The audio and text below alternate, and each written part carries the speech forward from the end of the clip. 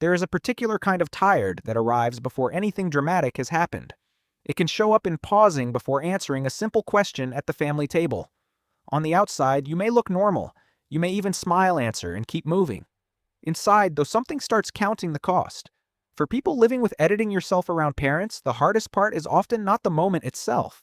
It is the small expectation wrapped around it. Respond, explain, be easy, be available, make everyone comfortable. Other people can misread that response. They may call it distant, complicated, antisocial, oversensitive, or ungrateful. But old roles can return quickly in the rooms where they were learned. That does not make every retreat healthy, and it does not mean one label explains a whole person. It simply means behavior has a context. Sometimes the thing that looks like a personality flaw is a person trying to create enough room to hear themselves think. Think about the ordinary version of this. You notice the message, the invitation, the question, the expectation. Your body answers before your words do. Your shoulders tighten. You rehearse a reply. You wonder how much of yourself this moment will require. None of that has to mean you dislike people.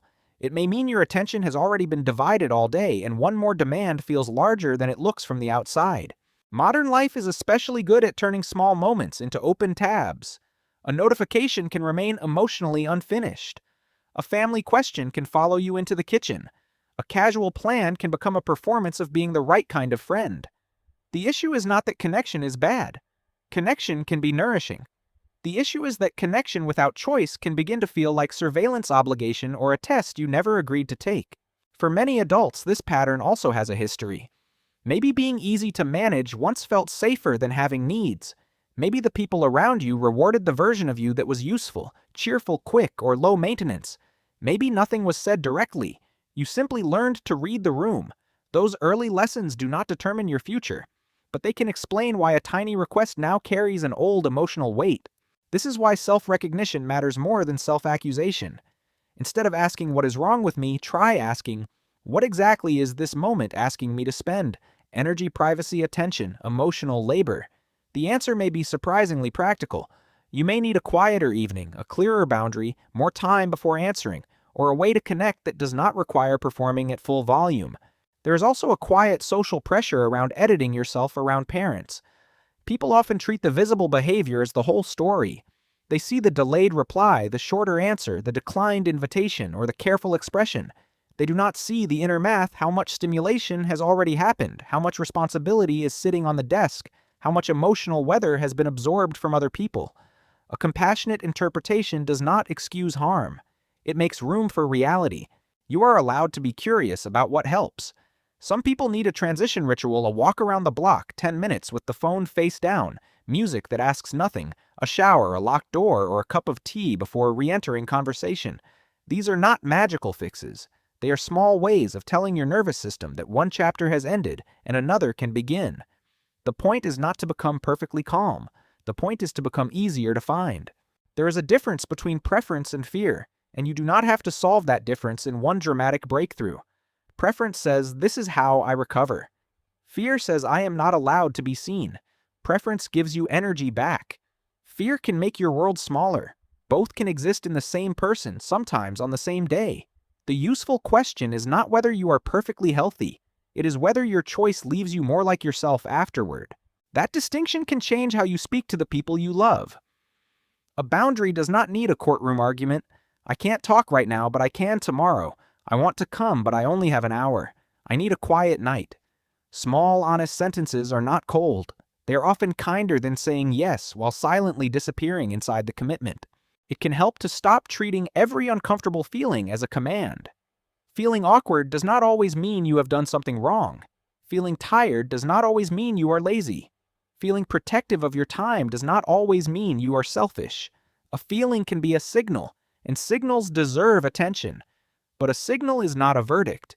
You still get to decide what kind of person you want to be in response to it. That is where a little self-trust enters the picture.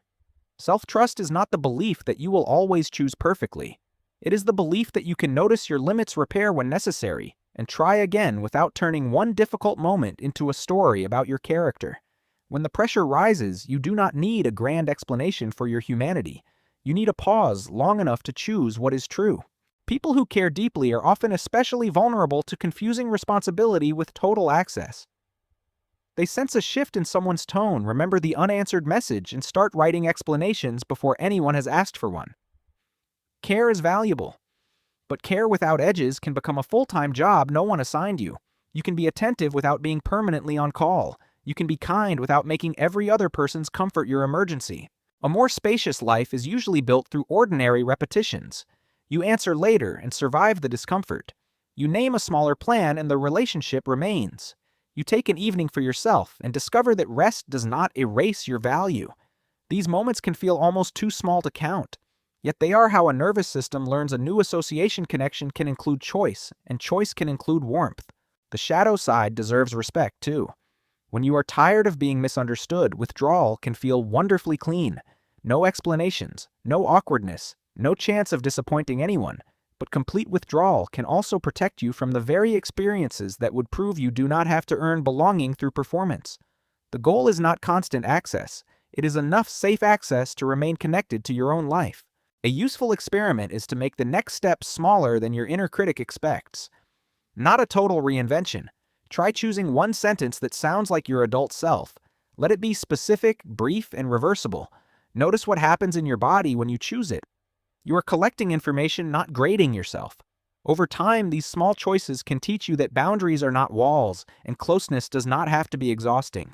This matters because adulthood often rewards people for looking endlessly adaptable. We praise the person who is always on, always pleasant, always reachable, always willing to absorb the extra task. Yet a life built entirely around other people's comfort can leave no room for your own signal. Selective honesty is not selfish. It is one way of staying in contact with the person you are when the room gets quiet. Maybe you are not difficult. Maybe you have spent a long time translating yourself into a language that made everyone else comfortable. The next chapter is not becoming louder, tougher, or more available than you are. It is learning which forms of connection let you stay present without abandoning yourself. That is not a retreat from life. It is a more honest way back into it. If this feels familiar, notice the moment you most want to edit, hurry, or disappear this week, and ask what it is trying to protect. Deeply Wired is for general education and reflection, not diagnosis or mental health treatment.